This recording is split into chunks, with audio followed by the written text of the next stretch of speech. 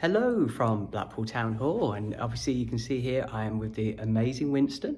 It's been a really busy day today. It's about 10 past 8 in the evening. We've just done a big scrutiny meeting, but there's one thing that I wanted to talk about, and that is the winter fuel payment decision. And what better person to talk to than a special guest star that you may have seen once in a video that we did about some of her brilliant ward work, and that is my deputy group leader, and that is Michelle. Hello, Michelle. Michele Scott. Cllr Michele Scott. How are you? I'm good, thank you, Paul. Brilliant, brilliant. And like you, just attended a really good adult social care and health scrutiny meeting. It was all right, wasn't it? It was good. Yeah, there's a lot of good detail in there, and the only problem is my brain is now gone. Absolutely zonked by that, so probably not the best time to be doing this sort of chat.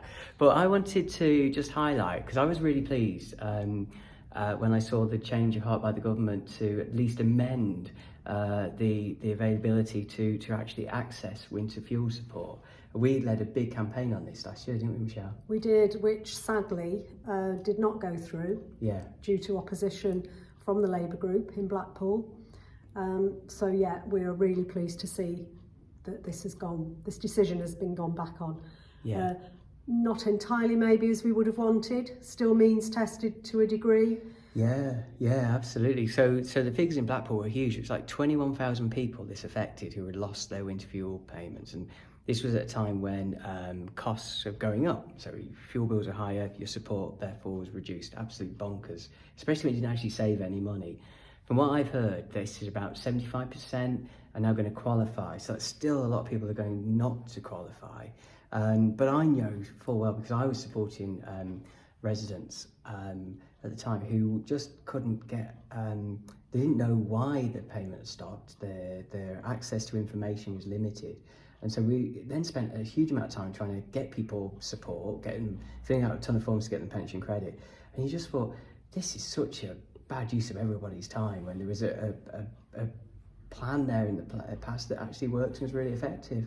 Absolutely. And when you're talking about trying to get people to fill in a pension credit claim, we have a lot of proud pensioners in Blackpool. Yeah. They won't fill in a pension credit claim. No, that's it. They don't really feel they're entitled to it, even though they are. And also, we still have people in Blackpool who are paying mortgages on their properties. Yeah. They are poor. They might live in a nice big house, but that doesn't mean to say that they're income rich as well. Many of them aren't. No, absolutely. So I will say this, because sometimes governments are seen as weak when they U-turn. So I would say brilliant that they've changed their mind. That should be always encouraged in politics, like you would in business if you make a mistake.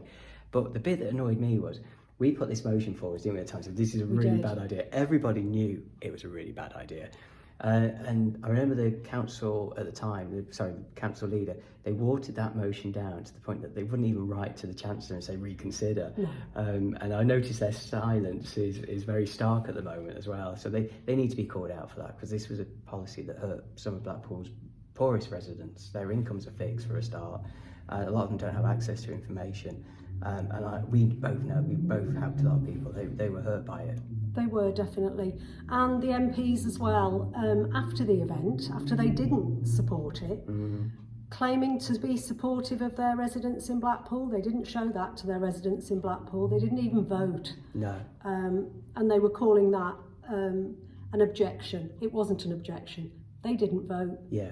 Absolutely. Couldn't be bothered to vote. Where were they for the people of Blackpool? Yeah, absolutely. Very disappointing. It was, wasn't it? It was. The next one that we're going to push on now is the impact on employers on the national insurance increase. That is doing so much damage to anyone who's employing anybody, and therefore in turn will have a massive impact on anybody that has a job, because it's going to get harder to get another one, because your business that you work for will be struggling because they're paying a huge amount of extra costs. And I know people who have been made redundant already as a result of that jobs tax.